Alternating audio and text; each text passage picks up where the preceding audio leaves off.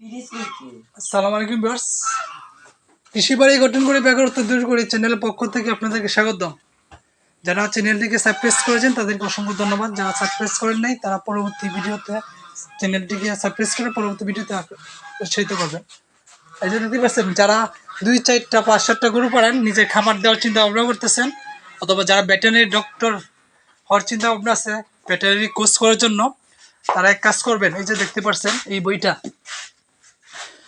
গৃহপালিত পশু পাখির রোগ ব্যাধি ও আধুনিক চিকিৎসার পদ্ধতি, প্রফেসর ডক্টর জালাল উদ্দিন সরকার। আপনারা ওই বইটা নিয়ে আসবেন। যদি কোনো ভাই ব্রাদার অথবা যে কোনো নিজের ফার্মের মধ্যে এই বইটা রাখবেন, ইনশাল্লাহ এটা কাজে লাগবে। দেখতে পাচ্ছেন, গৃহপালিত পশু পাখির চিকিৎসা, পশু পাখির রোগ ব্যাধি ও আধুনিক চিকিৎসা পদ্ধতি, প্রফেসর ডক্টর জালাল উদ্দিন সরকার। এই বইটা 3য় সংস্করণ, ওই বইটা নিয়ে আসবেন আপনার ফার্মে, কাজে লাগবে। আর যারা ভেটেরিনারি ডাক্তার হওয়ার চিন্তা ভাবনা করতেছেন, পল্লী প্রাণী চিকিৎসক, গবাদি পশুর, হাঁস মুরগি গরু ছাগলের, তারা ওই বইটা কিনে নিয়ে আসবেন। আর আমি মনে করি আপনি যদি এই বইটা কিনে নিয়ে আসেন, আপনার কোর্স করার প্রয়োজন হবে না। এখানে যাবতীয় গরু ছাগলের যত রোগ আছে সব কিছু দেওয়া আছে। এরপর আপনার কোর্সটা করা লাগবে আপনার সার্টিফিকেটটা অর্জন করার জন্য। ওই সার্টিফিকেটটা আপনি অর্জন করে নিয়ে আসবেন, তাহলে আপনার কোনো কিছু দরকার নেই। যে দেখতে পাচ্ছেন, আমি আপনাদেরকে দেখাচ্ছি একটা ভিডিও, দেখতে পাচ্ছেন কতগুলো আছে, দেখতে পাচ্ছেন প্রায় 1000-2000-এর উপরে হবে রোগের নিয়ম কানুন।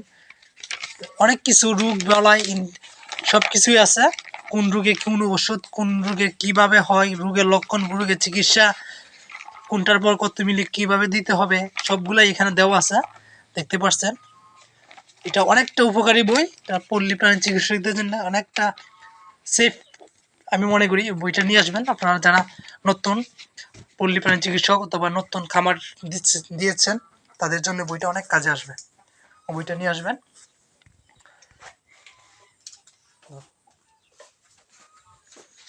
এখন আমি আপনাদের সামনে একটা ভিডিও নিয়ে আসলাম, একটা পিকা রোগের লক্ষণ ও চিকিৎসা। পিকা রোগ বলতে কি বোঝায়? পিকা রোগ বলতে বুঝে কি, আপনার গরুটি দেখবেন কি প্রথম অবস্থায় খাবার খাবে না। গরুটি খাবার খাবে না, বুসি খাবে না, ধান বুসি, খোল, ছিটা, পানি, আপনার যেগুলো খাবার যোগ্য সেগুলো খাবে না। যেমন ধরুন ঘাস খাওয়ার যোগ্য ঘাস খাবে না, যেগুলো খাবার যোগ্য না ওইগুলো খাবে। যেমন ধরুন মাটি খাবে, পাপুস খাবে, কার্পেট খাবে, জুতা, কাপড় চোপড়, ময়লা আবর্জনা যা পাবে সামান্য তাই খাবে। এটা হচ্ছে কি পিকা রোগের লক্ষণ। যাই হোক, এখন পিকা রোগের চিকিৎসা কি দেবো আমরা? এখন আমরা পিকা রোগের চিকিৎসা দিব গিয়ে প্রথমে একটি দিবেন কি আপনি, 1 নম্বর পয়েন্ট আপনি দিবেন একটা এন্টিস্টা দিবেন। বড় গরুর জন্য 10 মিলি, আর ছোট গরুর জন্য 5 মিলি দিবেন মাংসের মধ্যে এন্টিস্টা। তারপর দিবেন গিয়া একটা ইনজেকশন দিবেন। 2 নম্বর পয়েন্ট রেনাসোল এডি। 10 মিলি দিবেন মাংসের মধ্যে বড় গরুর জন্য, আর ছোট হলে 5 মিলি দিবেন। তারপর দিবেন গিয়া রেনাসোল কিউমেন বিসি একটা পাউডার আছে, ওইটা দিবেন সকাল বিকাল 1 দিন পর পর।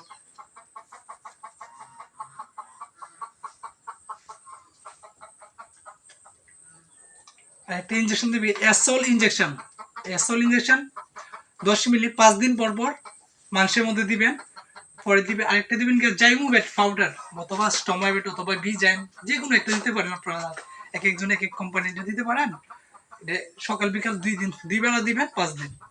আর যে ইনজেকশনগুলো বললাম এগুলো কিন্তু প্রতিদিন দেওয়া যাবে না, 1 দিন পর পর দিতে হবে, যেহেতু এগুলো বেশি পাওয়ারি সেহেতু। তারপর খাবার দাবার ছেড়ে দিবে, তাই আপনারা 5 দিন পর পর দিবেন। 5 দিন পর পর 15 দিন দিবেন। 15 দিনে 3 বার দিবেন। 3 ডোজ দিলে ইনশাল্লাহ কমপ্লিট হয়ে যাবে। 1 নম্বর পয়েন্ট এন্টিস্টা ইনজেকশন 10 মিলি বড় গরুর জন্য 5 দিন পর পর। 2 নম্বর রেনাসোল এডি দিবেন মাংসের মধ্যে বড় গরুর জন্য 10 মিলি 5 দিন পর পর। 3 নম্বর এসল ইনজেকশন 10 মিলি বড় গরুর জন্য মাংসের মধ্যে 5 দিন পর পর। 4 নম্বর পয়েন্ট কিউমেন বিসি পাউডার কুদের সাথে 5 দিন পর পর, 2 দিন পর পর, সরি, কিউমেন বিসি 2 দিন পর পর 2 বেলা দিবেন। আর 4 নম্বর পয়েন্ট হচ্ছে পাউডার দিবেন বিজাইম অথবা জাইমোভেট অথবা স্টমাভেট 2 বেলা দিবেন সকাল বিকাল 5 দিন দিবেন। এটাকে রেগুলার দিতে পারেন, 5 দিন দিবেন। এটা হচ্ছে গিয়ে পিকা রোগের লক্ষণ ও চিকিৎসা। আপনারা এটা চিকিৎসা দেওয়ার আগে এলাকার অভিজ্ঞ ভেটেরিনারি পল্লী চিকিৎসক অথবা ভেটেরিনারি সার্জন অথবা পল্লী প্রাণী বড় অফিসারের সঙ্গে যোগাযোগ করে আপনার পরে চিকিৎসা দিবেন। ইনশাল্লাহ এটা দিলে আপনারা সমাধান পাবে।